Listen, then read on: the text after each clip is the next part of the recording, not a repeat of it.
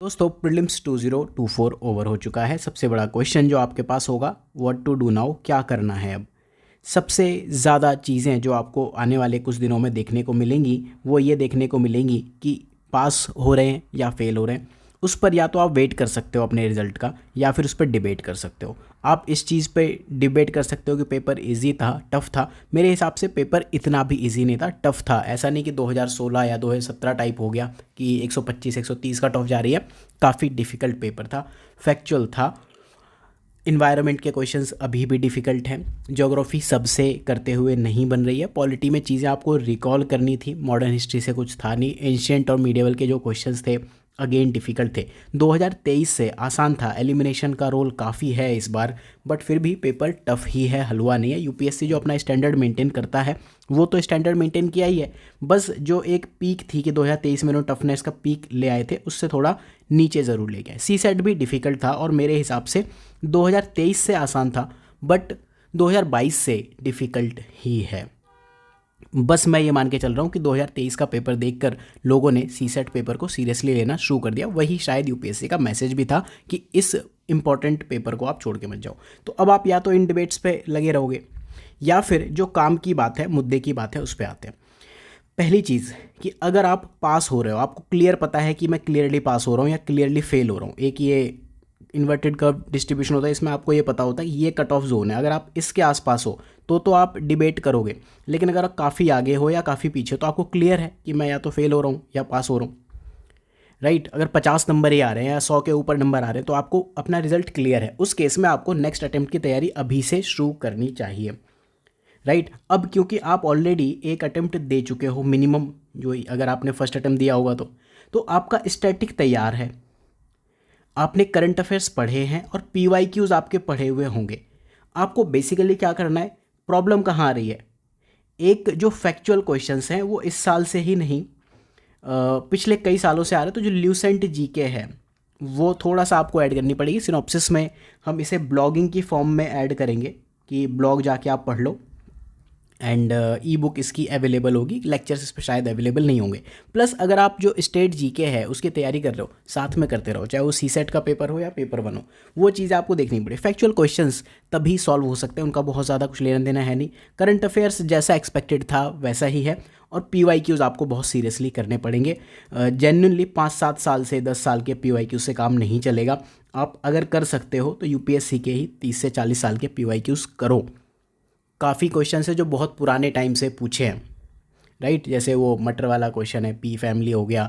Agriculture में 2-3 question हैं, काफ़ी पहले के हैं। इकोनॉमी में ऐसे क्वेश्चन है, पॉलिटी में ऐसे बहुत से क्वेश्चन हैं जो बहुत पहले पूछे, हालांकि पॉलिटी रिलेटिवली ईजी है। खैर, अब बात करते हैं 4 मुद्दों पर कि अगर आपका ये फर्स्ट अटैम्प्ट है तो क्या करना है। अगर आपका फर्स्ट अटैम्प्ट से ज़्यादा है लेकिन आपकी परफॉर्मेंस प्रीवियस अटैम्प्ट्स में एवरेज रही है तो क्या करना है। अगर आप मेंस कट ऑफ मिस करते आए हो, मतलब 2-4-6 नंबर से मेंस कट ऑफ मिस हो रही है तो क्या करना है। और अगर आप इंटरव्यू कट ऑफ मिस कर रहे हो, तो ये लेक्चर मेनली इन चीज़ों के लिए। तो एक एक लाइन में अगर मैं ये कहूँ तो फर्स्ट अटैम्प्ट है तो ये आपके लिए गोल्डन अटैम्प्ट है। सबसे पहली चीज़ आपको सिलेबस कंप्लीट करना चाहिए। राइट, अगर फर्स्ट अटैम्प्ट से ऊपर हो तो जो आंसर राइटिंग का भूत आपके सर पे सवार है, एवरेज परफॉर्मेंस क्यों आ रही है, क्योंकि आंसर राइटिंग तो आपने की होगी, उस भूत को थोड़ा टोन डाउन करो, तभी काम चलेगा। हाँ, प्रॉब्लम यहाँ पे बहुत ज़्यादा नहीं होनी चाहिए, ये मेंटल गेम है। अगर आप यहाँ पर हो, इन दोनों में क्या डिफरेंस है कि खुद को मैनेज करना है, स्ट्रेटजी अप्रोच, अभी हम बात करते हैं। सबसे पहले बात करते हैं फर्स्ट अटैम्प्ट। क्यों गोल्डन अटैम्प्ट है, आपको कुछ पता ही नहीं है। प्रीलिम्स आपका निकल गया, इस बार प्रीलिम्स रिलेटिवली इजी आया है। राइट, तो फर्स्ट अटैम्प्ट हमेशा से वैसे भी गोल्डन अटैम्प्ट होता है। आप ये मान के चलो, खोने के लिए बहुत ज़्यादा कुछ होने वाला होता नहीं है। फर्स्ट अटैम्प्ट में निकल गया तो ठीक है, नहीं निकल गया तो ठीक है। इस टाइम पे आपको क्या ध्यान देना है, क्योंकि आप ऑलरेडी फर्स्ट अटैम्प्ट में हो तो सिलेबस में मान के चल रहा हूँ मोस्टली लोगों का तैयार नहीं होता है। आपको ध्यान देना है एसए के ऊपर। सिनॉप्सिस के यूट्यूब पर अगले कुछ दिनों में मैं 2023 के जो एसए के पेपर हैं एक एक करके डिस्कस करने वाला हूँ, वो ज़रूर फॉलो करना। उस अप्रोच में कोई भी फॉलो नहीं कराएगा। GS4 आपको कंप्लीट कर लेना है फटाफट। मेंस 300 टॉपिक जो हैं, सिनॉप्सिस की वेबसाइट पे जाना, वहाँ पे मेंस इन 300 टॉपिक लिस्ट पड़ी है, उस लिस्ट को प्रिपेयर करो। इसके बिना आपका कुछ होने वाला नहीं है। और सबसे बड़ी चीज़ है, मेंस आंसर बिल्डिंग करना सीखो। मेंस आंसर राइटिंग पे थोड़ा ध्यान देना कम करो। मेंस के प्रीवियस ईयर क्वेश्चंस ये बहुत बड़ा रोल प्ले करते हैं। मैं वापस से कुछ देर में डिस्कस करूँगा किस तरह से मेंस में क्वेश्चंस रिपीट होते हैं, उनको देखो, ध्यान दो और अच्छे से करो। ठीक है, आपके पास बस एक ही टारगेट होना चाहिए कि मुझे सिलेबस कंप्लीट करना है, आंसर राइटिंग बैलेंस करनी है, जीएस और ऑप्शनल को बैलेंस करना है। आंसर राइटिंग करते हुए ब्रेनस्टॉर्मिंग ज़रूर करो। रैंडम आंसर राइटिंग से अभी भी आपको बचना चाहिए। Previous year question, mains answer building के कुछ जो क्वेश्चंस हैं प्रीवियस ईयर पेपर के लेकर ये क्वेश्चंस होते हैं, तो वो मैं यूट्यूब पे ज़रूर कुछ डिस्कस करूँगा ताकि आपको आइडिया लगे कि एक्चुअल में करना क्या होता है। बेसिकली जो मेंस है ना, mains exam is not subjective, this is very much objective exam. Questions के बहुत फिक्स्ड आंसर होते हैं एंड आपको क्वेश्चन समझना है। सिर्फ एक चीज़ है जो मेंस आपका इधर या उधर करवा सकती है। क्वेश्चन ये है कि क्या आपने वो लिखा है जो यूपीएससी ने पूछा है। इफ़ यस, आपका मेंस निकल रहा है, इफ़ नो, आपका मेंस नहीं निकल रहा है। तो ये तो हुआ फर्स्ट अटेम्प्ट की बात। आपको है सब कुछ बैलेंस आउट करके चलना है। आपको अगर बहुत अच्छी तैयारी है तो आप रैंक 1 रैंक 2 एस्पायर कर सकते हो, अदरवाइज आपका पहला टारगेट होना चाहिए कि लास्ट रैंक से इन होना है। लास्ट रैंक से इन होने के लिए बहुत ज़्यादा कुछ नहीं लगता, आपको हर पेपर में एवरेज करना होता है। सिनॉप्सिस की एक गाइडेंस सीरीज प्लेलिस्ट है, वहाँ पे जाना, देखना हाउ टू गेट रैंक 1। वहाँ पे बहुत सारे टॉपर्स की मार्कशीट कंपेयर करके मैंने ये बताया कि रैंक 1 रैंक 2 आना एक अलग चीज़ है, बट लास्ट रैंक से आना, लिस्ट में नाम लाना, आपको कुछ भी ख़राब नहीं करना, दैट्स इट। अब आप फर्स्ट अटेम्प्ट से ऊपर हो लेकिन आपकी परफॉर्मेंस एवरेज है, तो सबसे पहले आप ये ध्यान दो कि आप ऑलरेडी आंसर राइटिंग पे काफ़ी फोकस कर चुके हो, टेस्ट सीरीज़ वगैरह लिखी होंगी, ये सब तो कर ही रहे हो, आपने कहीं ना कहीं कोई ना कोई मेंटरशिप ज्वाइन की होगी, कुछ तो किया होगा। प्रॉब्लम ये है कि आपका तब भी नहीं हो पाया, राइट। अब तब भी नहीं हो पाया तो आपको आंसर राइटिंग का जो एक जुनून है, भूत है, उससे थोड़ा बाहर आने की नीड है। सबसे पहले आप ये देखो कि क्या आपका भी सिलेबस का कोई पार्ट है जो इनकम्प्लीट है। अगर है तो उसे पूरा कंप्लीट करो। क्या ऐसा है कि सिलेबस में जीएस में कोई टर्म लिखी है, अभी भी आपको उसका मीनिंग नहीं पता। सिनॉप्सिस की वेबसाइट पे होम पेज पे हम एक स्ट्रक्चर या सिलेबस एक्सप्लेनर डालने वाले हैं, वहाँ पे एटलीस्ट टर्म्स के बारे में आप बेसिक आइडिया समझ जाओगे कि होता क्या है। तो आंसर राइटिंग से आपको आंसर बिल्डिंग पे स्विच करना है। आंसर बिल्डिंग क्या है, ब्लॉक बाय ब्लॉक आपको समझना है कि इंट्रोडक्शन क्या है, कंक्लूजन क्या है, बॉडी पार्ट क्या है। एक चीज़ मान के चलो, सिलेक्शन और रिजेक्शन इंट्रो और कंक्लूजन पे नहीं होता। ये वो पिज़्ज़ा है जो आप बना रहे हो एग्ज़ाम में, जिसका बेस और एवरीथिंग आपका बॉडी पार्ट है और ये गार्निशिंग है बस, कि इंट्रो और कंक्लूजन आपको एज दिला सकते हैं, सिलेक्ट या रिजेक्ट नहीं करा सकते। आपको भी ये समझना पड़ेगा कि क्या पूछा है, वो लिखना सीखना पड़ेगा। उसके लिए आप सिनॉप्सिस साइंस की वेबसाइट पे जाओ, फ्री रिसोर्सेज सेक्शन में मेंस के PYQs पड़े हुए हैं और आपके ऑप्शनल्स अगर हैं, सोशियो है, ज्योग्राफी है, पबएड है, आई थिंक लॉ भी होगा, हिस्ट्री होगा, एंथ्रो है, ऐसे जियोलॉजी है, जूलॉजी है, ऐसे 10-12 ऑप्शनल, हिंदी लिटरेचर भी है, उनके PYQ टॉपिक वाइज पढ़े हैं। रोज़ आपको क्या करना है, हर रोज़ उन PYQs को पढ़ना है और ये समझना है, खुद से समझने का ट्राई करना है कि पूछा क्या है। अगेन ब्रेनस्टॉर्मिंग, किसी चीज़ को बहुत ज़्यादा माइंड पे नहीं ले लेना है, राइट। अब ये दो चीज़ें कि या तो आप मेंस कट ऑफ मिस कर रहे हो। प्रॉब्लम ये नहीं है कि आपकी मेंस कट ऑफ 20 नंबर या 10 नंबर से मिस हो रही है, प्रॉब्लम ये है कि आपकी मेंस कट ऑफ 100 नंबर से मिस हो रही है। ये चीज़ आप कैसे दूर करोगे। 100 नंबर से इसलिए कह रहा हूँ क्योंकि आप रैंक भी तो लाना चाहोगे ना। मेंस की जस्ट कट ऑफ निकाल लोगे तो आप इंटरव्यू में 220 नंबर लेने का टारगेट लेके तो बैठोगे नहीं कि मेंस में आपने जस्ट कट ऑफ निकाल ली और इंटरव्यू में सब कुछ देखेंगे। वो तो एक अच्छी अप्रोच नहीं है। आपको एक स्ट्रेटजिक अप्रोच फॉलो ज़रूर करनी पड़ेगी आपको। वो ये बेसिकली 5 और 6 वो कैटेगरी है। यहाँ भी अगर आपका इंटरव्यू मिस हो रहा है तो आप ये मत कहो कि मेरा 10 या 20 नंबर से इंटरव्यू मिस हो गया या 10 या 20 नंबर से प्लस हो गया और सिलेक्शन हो गया। आप ये मान के चलो कम से कम 100 से 150 मार्क्स आपके अभी भी कम है, मेंस में चाहे शॉर्ट हो या इंटरव्यू में शॉर्ट हो। इन दोनों केसेस में ऑलमोस्ट चीज़ें सेम है। सबसे पहला, आपको you need to think a lot, बहुत ज़्यादा सोचना पड़ेगा गलती कहाँ है।